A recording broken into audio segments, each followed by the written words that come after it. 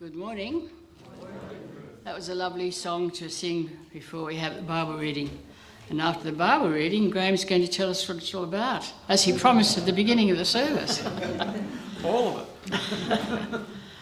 The reading today, John 16:12 to 15. Jesus said, "I still have many things to say to you, but you cannot bear them now. When the Spirit of truth comes, he will guide you into all the truth. For he will not speak on his own, but will speak whatever he hears, and he will declare to you the things that are to come. He will glorify me because he will take what is mine and declare it to you. All that the Father has is mine. For this reason, I said that he will take what is mine and declare it to you." And then Romans 5:1 to 5. "Therefore, since we are justified by faith, we have peace with God through our Lord Jesus Christ, through whom we have obtained access to this grace in which we stand. And we boast in our hope of sharing the glory of God. And not only that, but we also boast in our afflictions, knowing that afflictions produce endurance, and endurance produces character, and character produces hope. And hope does not put us to shame, because God's love has been poured into our hearts through the Holy Spirit that has been given to us. Lord, may we have eyes to see and ears to hear." And hearts that seek the Father.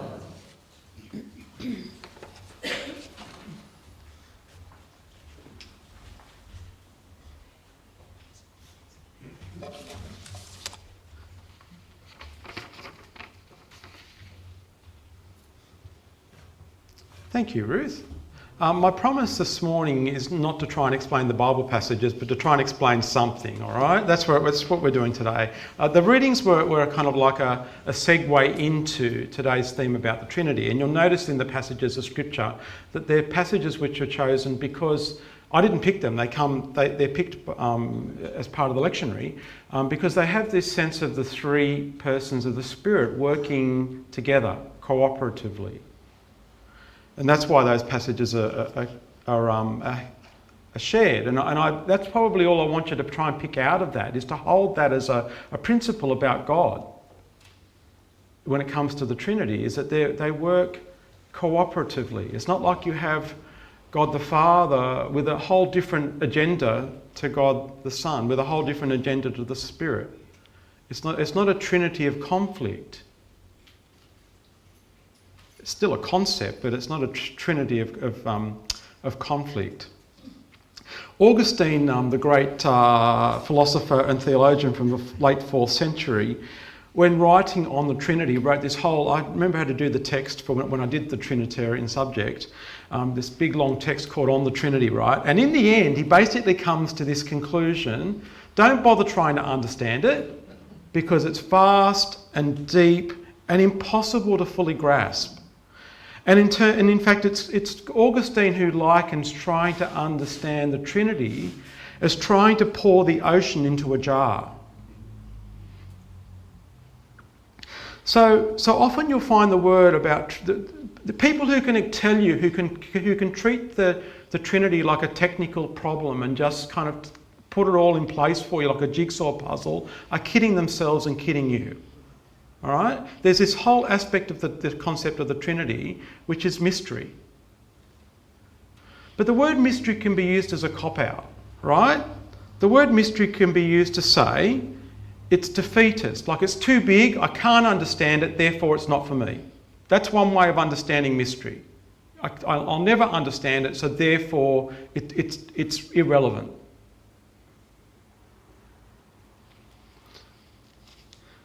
There's another way of understanding mystery which doesn't come from that place of that mystery is mine to solve, but says it comes from a place more of humility, of understanding mystery. And you'll notice it's not just about the Trinity, it's about a whole range of things in life. There are mysteries in life that we will never understand. Things that are too hard, huge and too vast. But rather than saying, I can't solve this, so it's not an issue. A mystery is a way of saying, I'm going to come to this with a humble approach. Yes, God is big, God is vast, God is huge, God's expansive, God is impossible to understand, God is impossible to contain. And all I need to know is that I have a place in there somewhere. I'm going to try and live it out, even though I can't understand it fully. So today my hope is just to show you a little bit about, you might be sitting there thinking, oh, you know, great, here we go. And we've got to sit through 20 minutes of what? All right, and today I want to try and show you that why the Trinity is a vast topic, but I also want to try and show you why it has relevance. All right, so try and hang in there with me. I'm also going to try and show you what your heresy is. All right? Because we're all heretics in one way or another. We've all held to views about the Trinity that are heretical. And I'm going to try and show you what they are, just for a bit of fun. All right?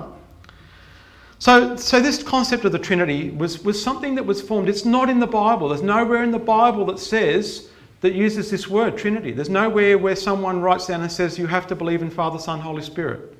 It's not there. It's a concept. It's a theological way of putting things together that the early church started to do because they found that a whole lot of parts of beliefs and practices were squeezing out the side and going in all sorts of different directions. And so what it resulted in, this idea of trying to understand the nature and the relationship and the status of this three-in-one God, the three-in-one Christian God, and I'll point that out, it's a Christian thing to have I'm not quite there yet, Kyle, sorry, I'll come to that in a minute. I'm going to put some slides up and show you what your heresy is, all right? Don't worry, you'll find one that's you. Because I certainly found about 3 or 4 that are me, all right? So I'm a heretic, I'll name it. I can't contain the Trinity in my head, and so I've found ways to get it wrong, as have all of you. Let me just say, I just want to go this way for a minute. The concept of the three-in-one God is Christian. It doesn't belong anywhere else. And in fact, I remember I was on the street of Campbelltown when I was a minister there, and there was a Muslim group who were handing out pamphlets, right? And their pamphlet basically said, like these Christian people, they believe in 3 gods. Like, how do you make sense of that? They've got 3 gods. They tried to come at it from a point of view that said we're going to knock Christianity down at its foundation. And fair enough, it's a fair call because to an outsider it probably does look like we've got 3 gods. In fact, to some outsiders it would look like we've got 4. Because many people, and I'm not even going to go there in this space today, but I have talked about it before, raise the evil personified as if Satan, Beelzebub, is another god. If we could almost write our own Greek mythology: Father, Son, Spirit, evil. So to some people it would like we've got 4 gods, all with these different powers. So look, it's a Christian thing. This three-in-one God is a Christian thing. And in the early church it resulted, and by the early church I mean the church from sort of the time after Jesus to about 400, 500, 600 in the Christian era. And so it resulted in all kinds of power plays, fights, battles, some of them actual physical battles, but a lot of them were battles around councils, postulating, proving, showing why my point of view is right. It resulted in a whole bunch of ecclesiological mess, like by that I mean church mess. That's where we started to split, started to divide, started to say, I don't believe what you believe and you've got it wrong. All right, and so that's where the church started to split. There were all kinds of battles over all kinds of words and concepts about God. Things like the word triune, which if I understand it correctly just simply means 3 in 1. Right? Not 1 cut into 3. Okay? So the triune God is 3 in 1. It's not 1 cut into 3. It's not God cut into 3 different persons. Try and get your head around that for a start. Words like co-equal. Now you would get that. Father, Son, Spirit, co-equal. Co-eternal. Now already I start to have problems with that because 2 of the Gospels don't talk about Jesus sort of really being around till birth. But John certainly talks about Jesus having been with, from the beginning was the light. Consubstantial was another word they started throwing around, which was this idea that all of the same substance. So we've got this 3 in 1, all of the same substance.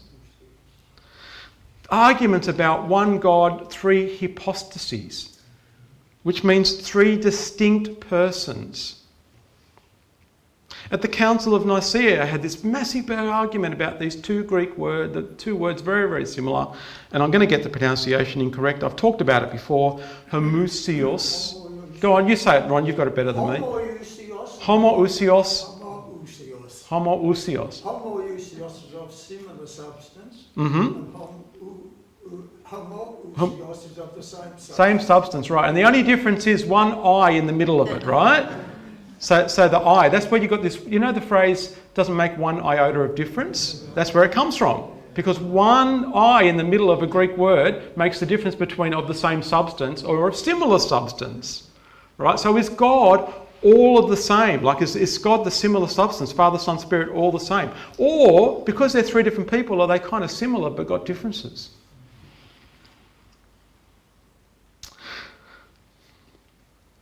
Which ended up being able to say, when they have had these arguments, they were then able to point the finger at each other and say, you're a heretic, you're a heretic, you're a heretic, you're a heretic, all right? That's how they could work it all out. Were all the heretics of the same substance or only similar substance? Only similar substance. Only similar substance.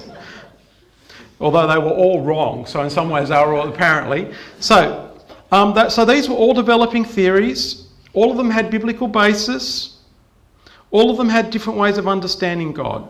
And I want to come back to it and point and say 2,000 years later, we still haven't got it right, and many of us are heretics, or have been, or hold heretical views. And now, Kyle, I'll get you to start going through. I think I've got 8 of these, right? Here are different heresies that go with the Trinity. And this is an easy one to get wrong. This is an easy one. You're a heretic if you have any sense of modalism. It's also known as Sabellianism. Or anyway, you can see the other words there. But I'm sorry the writing is a little small, but what it's saying is that modalism says that the Father, Son and Spirit are not distinct persons, but just rather different modes or aspects of a single divine person. And for instance, they just operate in different, like the Father, Son, Spirit, they're not actually real differences. They're just kind of like, you're just seeing God in a different mode when you experience God. Either as Father, Son, Spirit. Another way and some of the kind of like the examples of how this was explained. Sabellian, who was the bishop. Now this is how you see how this worked. This is a really early understanding of the Trinity. They went into the Council of Nicaea with this one, and he was condemned and eventually excommunicated for holding this view. Right? So things like, and it was Sabellian who came up with the idea that God is, one way of explaining is like the sun. God is like the sun. So the God the Father is the actual ball of, the orange ball in the sky. Not literal, but I mean as an analogy, right? And then the sun is the light, and the Spirit is the heat. There you go. You've got the Trinity explained, according to Sabellian, right? Got himself excommunicated for that. Or like water. You will have heard this explained at youth group or whatever, that God's like water. The Trinity is like water, right? That it's got 3 different expressions. It's got liquid, it's got ice, it's got steam, all right? There you go, the Trinity explained. You're a heretic. A clover, a 3-leaf clover. Don't worry about the 4-leaf one, that might go with my previous one, but a 3-leaf clover. If you believe in, that's a good way of explaining the Trinity, you've fallen into modalism, you're a heretic. All right? Or the idea that a person can have 3 different roles. Like I'm father, I am son, I am uncle. That's a way of explaining the Trinity. Or you might be mother, daughter, aunt. Or you might have other ways of identifying your relationships, but as the same person. You're a heretic, if that's how you understand it. All right? Doesn't work that way. You're a heretic. Let's go to the next one. Tritheism. So this is what I talked about before, the idea of having three distinct gods. So rather than three in one, you've got like you believe in tritheism, three different gods, that Father, Son and Spirit are all separate gods, independent divine entities. Same substance, contradicting the idea of single same substance, because there must be different substances if they're three different gods. All right? And this was put forward by John Philoponus in the 6th century, so it wasn't early council stuff, this was later council stuff. He was condemned as a heretic, and as are you if you hold to that view. The next one, this was a big one, Arianism. Arius took this was a big fight at the first council of the church, massive big fight at the first council of the church, Arius. And his understanding was, what he put forward was that the Son, Jesus, was created by the Father. Which kind of fits somewhere with the idea that Mary was pregnated by the Spirit, doesn't it? I don't know. But anyway, the Son was created by the Father. I'm probably being a heretic by saying that. Just ignore me if you're ready to pull me aside and pull me apart when you get outside. Just all I'm going to claim is that it's mystery, all right? So it's kind of like this idea that Jesus, therefore, is not a co-eternal, because Jesus wasn't there from the beginning, or a co-equal member, but is subordinate to God the Father. So if you hold to that kind of view, you're into Arianism, you're a heretic, all right? Or Jesus is like a creature, like an angel, rather than being co-eternal. Arius, what happened to Arius was that he was condemned, he was exiled, he was excommunicated from the church, and they say that he was poisoned. He died from poisoning, from direct opposition, people who wanted him dead for his views. Luckily, we don't do that kind of stuff most of the time anymore. All right, the next one. Subordinationism. So the Son and the Spirit are subordinate to the Father. Have you ever and I'm guilty of this, there are times when my prayers are to God the Father.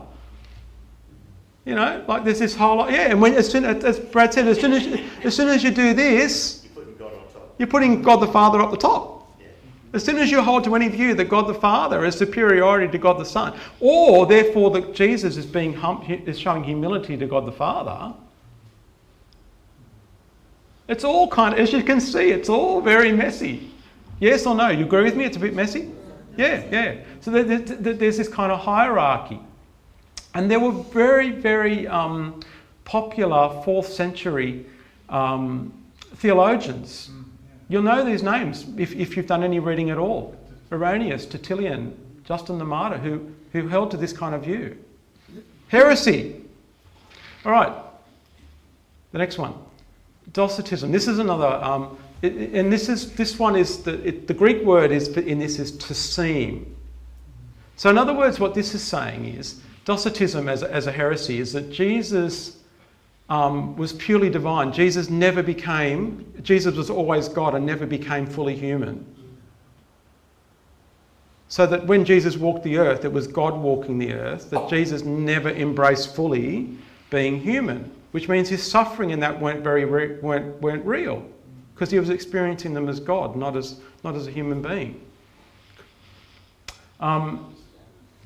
As you can see, that bishop, that was an early one, and the bishop Serapion was rejected. It's this idea that Jesus was that is more like an illusion than a reality. All right, next one, number 6. Ebionitism. This is the other way around, that Jesus was really only human and became divine through divine power or adoption. So in other words, Jesus' divinity was something that that was put within him later. And as you can see, that was a really early view. That too was rejected. We'll go on to the next one. Adoptionism, very similar to the previous one. Jesus was born fully human and later adopted by God, becoming divine through a process of divine intervention. And what it denies in that is the eternal sonship of Jesus, suggesting he was not always divine. Obviously, clearly they're rejected as well. Let me just say, I mean, with all of these, the church really fought good and hard in the early days. The Spirit kind of got a bit forgotten in all the argument. It was really about the nature of Jesus, which was trying to lift Jesus up, to be clear that there was a co-equal sense of Trinity. All right, the last one is different again. Is a bit different. It's this is a Macedonianism. When we talked about the Spirit last week, but this is a heresy that denies the full divinity and personality of the Holy Spirit, suggesting it is just a divine force or a power, more like an angel than God, rather than a distinct person. Some part of this is that the Spirit is a creature created by the Son. The Spirit is a creature. So there you go. If you worked out yet where your heresy is, or did it help you open up a little bit that arrogance when it comes to talking about the faith is really it looks ugly. Because the reality is there's a whole bunch of stuff in all of this that we could argue about good and hard, but it would only create division. Because we're never ever really fully going to be on the same page about God, about the Trinity. And this is what I would call whiteboard Christianity. All right? We can put it up on a board and we can try and explain it and we can draw lines and we can draw diagrams and we can make it all make sense in one way, shape or form. It's a great theory. It's great to dissect. We might say we can understand it. But the reality is there's something missing to me in all of that. Because what happens in practice is when one person knows how to explain something on a whiteboard, they become the expert. And it means everybody else is either student or, you can mark someone about how correct they are. Yeah? So what I want to do for the little bit of time I know I'm taking a long time here. I hope it's interesting enough to you. If you've fallen asleep, I apologise. You probably needed the nap. But what I want to do for this last bit of time is to say this, is that in my own life, I've shifted away from trying to see the Trinity as either a technical or a complex problem or puzzle to fix.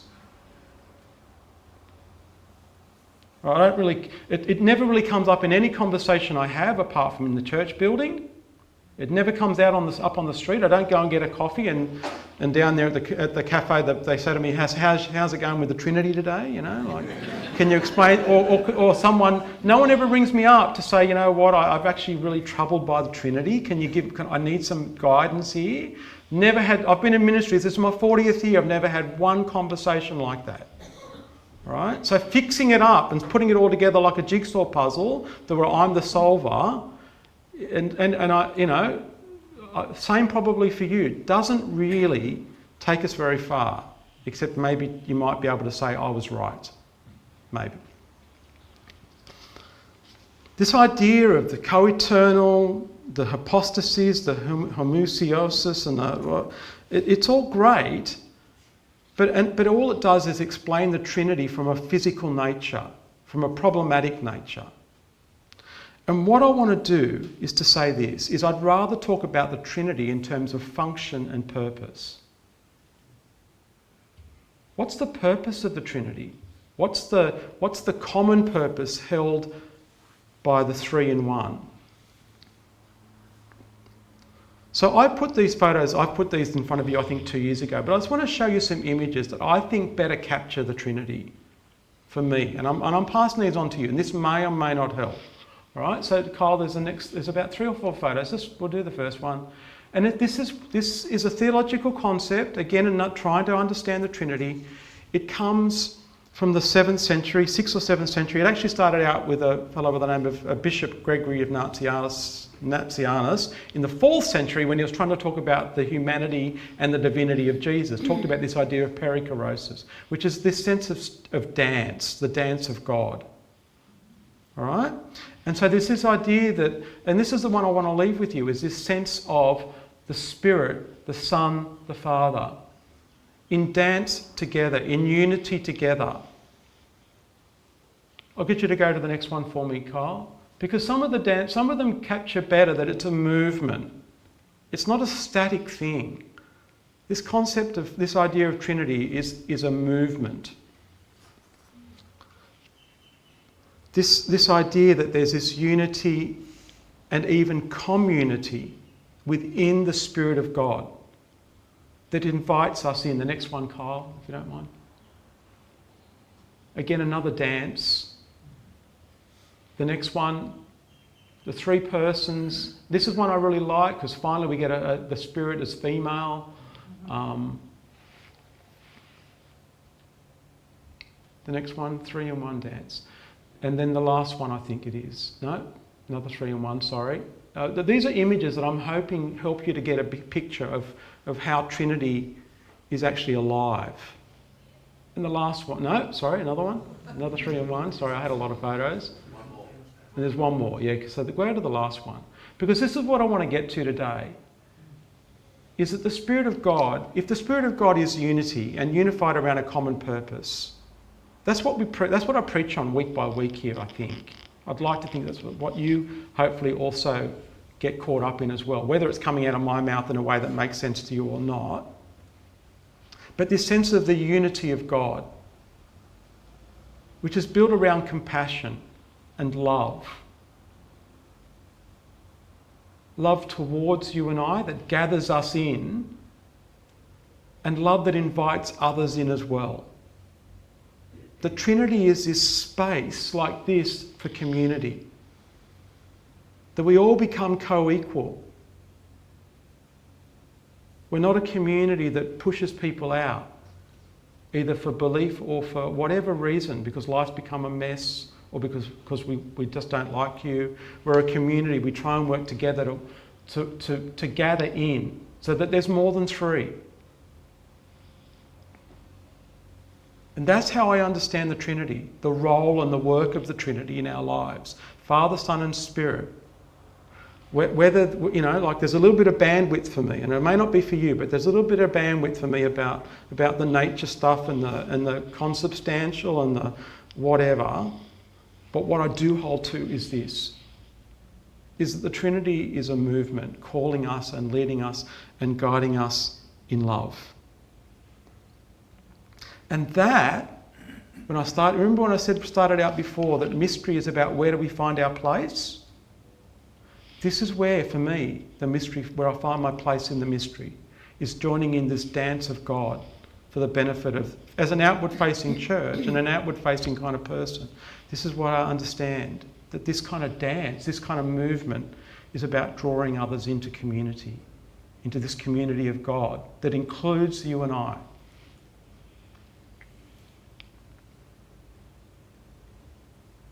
I hope that helps.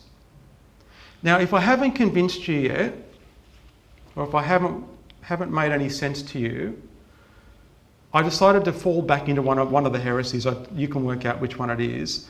But I'm going to win you over one way or another because for morning tea I bought some Neapolitan ice cream. All right? Can you understand how that might work? Father, Son, Spirit, the chocolate, the vanilla. 3 distinct persons, all of the same substance. Friends, happy Trinity Sunday, all right?